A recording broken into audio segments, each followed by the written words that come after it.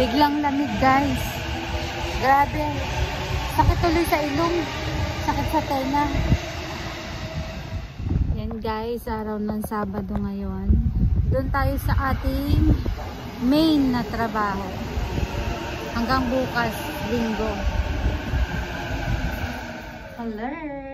Yan tayo guys.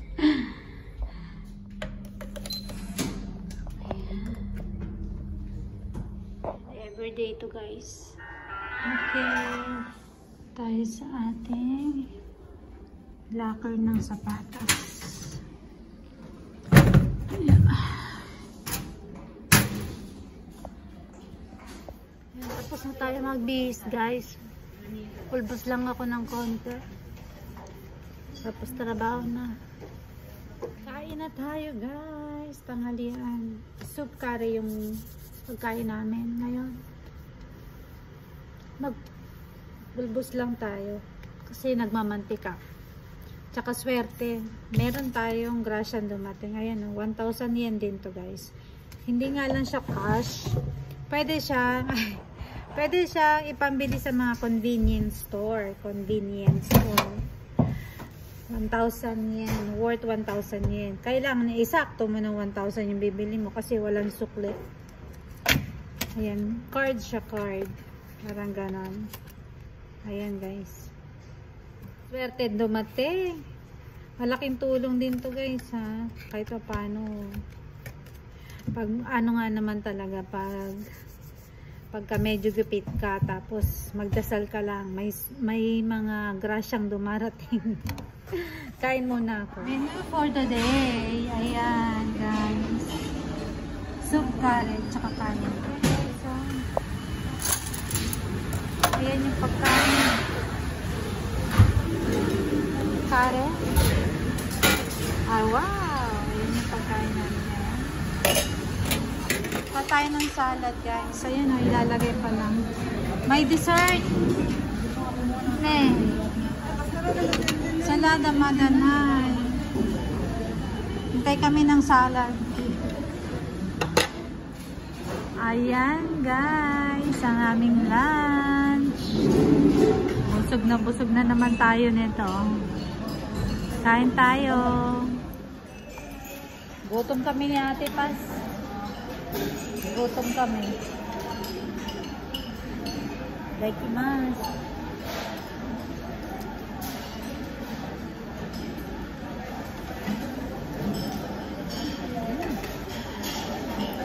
Salad muna.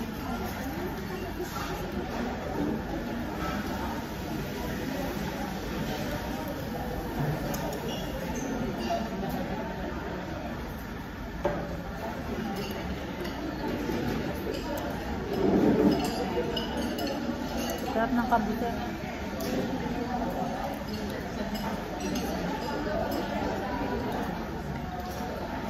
Masarap ng dressing guys. Lemon dressing. Basta kayo dyan, te.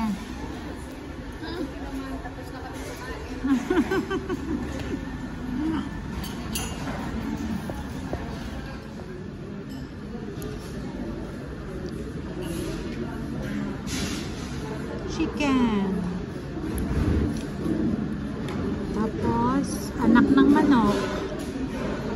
Yan yung laman niya, guys. Tsaka, meron tayong potato.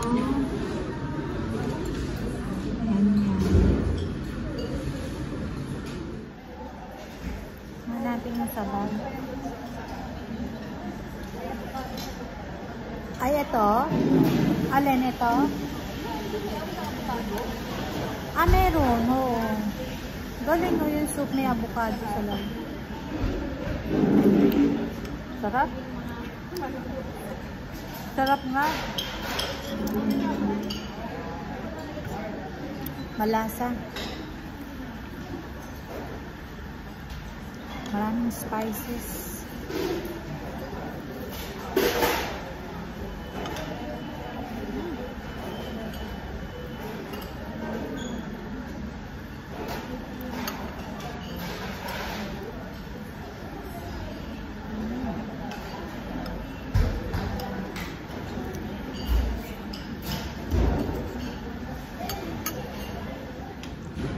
guys, tapos na. Dessert naman tayo. Tikman natin yung dessert. Masarap ba ito?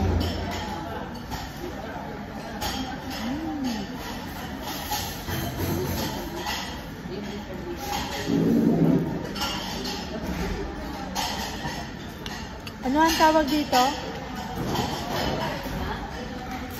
Ano ang tawag sa dessert na to? Alimutan ko na. Basta tinapay na may icing. May cream. Hi guys! Yan, nakauwi na tayo ng bahay. Yun nga pala. Dumaan ako sa convenience store guys. Kasi dahil nga ipinamili ko yung card natin.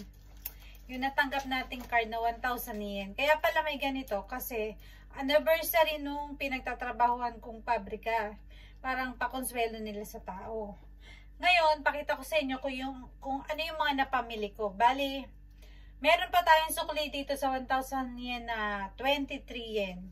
Kaya lang hindi na natin may papamili yun. At saka hindi rin siya rechargeable. Bali, 1,000 lang yung price nito. Ito yung pinambayad natin sa convenience store. Bali, ito yung pinamili ko guys. Salad. Yung kakainin ko ngayong hapunan. Dala ko lang naman ang mag-isa dito. Tapos, sandwich. Then, cheesecake. Tapos, yung ating gatas para sa kape. Ayan. Yan yung napamili natin guys. O, diba? Laking tulong. Magkano rin sa inyo na yan? Ako, laking bagay din yan guys. Pagka may mga ganyang grasya, ako, natutuwa ako. Kahit na hindi mo masasabing konti eh. Kahit na simple lang. Kakatuwa naman to. Hindi na siya magagamit guys. Kasi may presyo talaga siya eh. Ayan o. Nakalagay dito. 1,000 yen lang. Okay guys. Pahinga muna tayo. Magbibihis muna ako. Kararating ko lang. Tsaka bumili nga pala ako nito. Ano to yung ihaw-ihaw dito sa Japan. Merong mabibili sa convenience store. Ngayon, pakita ko sa inyo itong isa. Ito Korean chicken spicy daw. Ito yung itsura niya. Mainit na siya guys. Pinainit ko na. Ayan o. Mukha siya masarap. Ngayon ko lang siya titikman.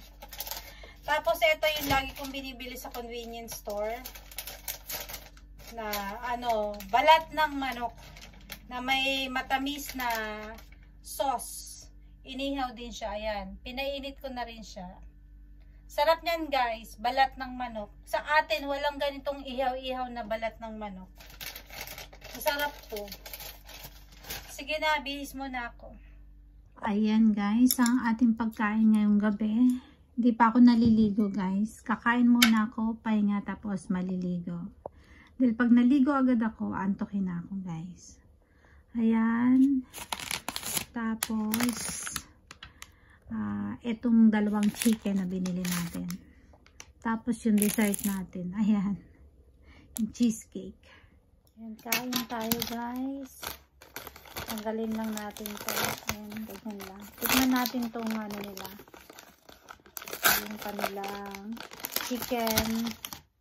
Spicy chicken. Korean spicy chicken daw. Saka itong balat ng manok. Ito.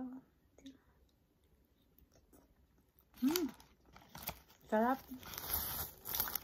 Hindi na ako magra-rice.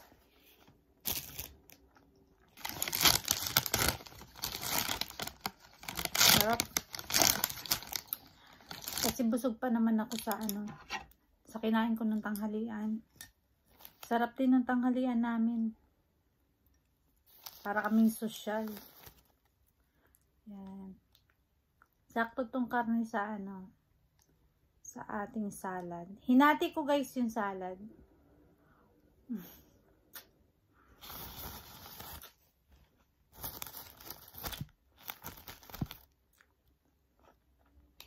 Dito ko siya pinatong para makita niyo yung salad natin. Nilagyan ko siya ng avocado. Ayan o. Ang sarap ng, ano guys, ng avocado sa salad. Tapos yung dressing niya, onion. Onion dressing. Masarap yung onion dressing guys. Yung mga sauce. Lalo na pag kumakain ka ng mga steak. Masasarap niyan.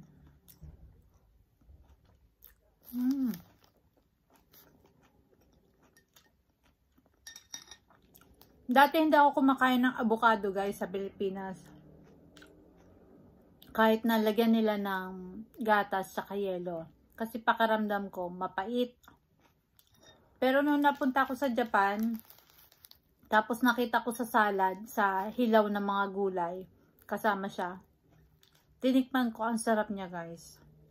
Mas masarap siyang maging salad kaysa maging dessert yung avocado.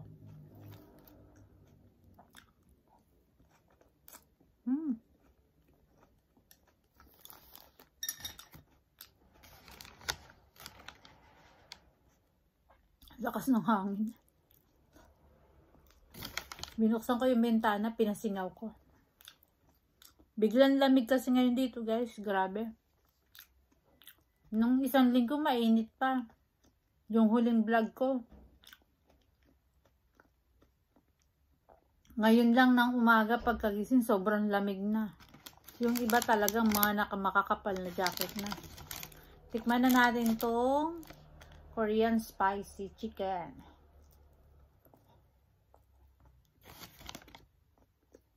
Sarap. Manamis-namis na maanghang yung sauce niya. Hindi ko may paliwanag yung yung sauce na ginamit. Pero masarap siya, guys. Ito din manamis-namis yung sauce nito eh.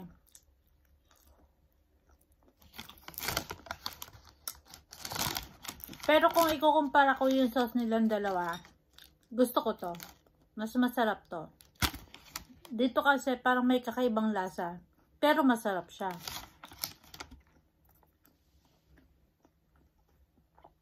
Yun lang guys. Kinumpara talaga eh. Pero yung mga Pilipino, magugustuhan to. Yung ibang mga Pilipino ha. Pero pag magkakaiba kasi tayo ng lasa, mahirap i-explain.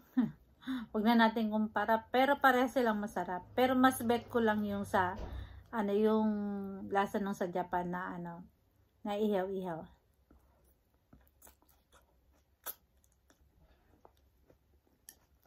Huwag mo lang isali yung ihaw-ihaw ng Pinas.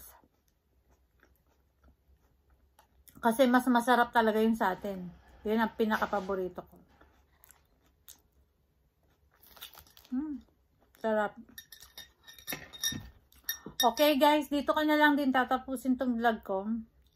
Yan lang naman yung kaganapan ko sa buong araw, sa buong isang araw. Ganyan lang ng ganyan, paulit-ulit. Hanggang dito na lang guys. Salamat sa inyong panunood at suporta. Sana huwag niyo kalimutang mag-like, share, subscribe. Buhay sa Japan Vlog. Thank you for watching. Bye!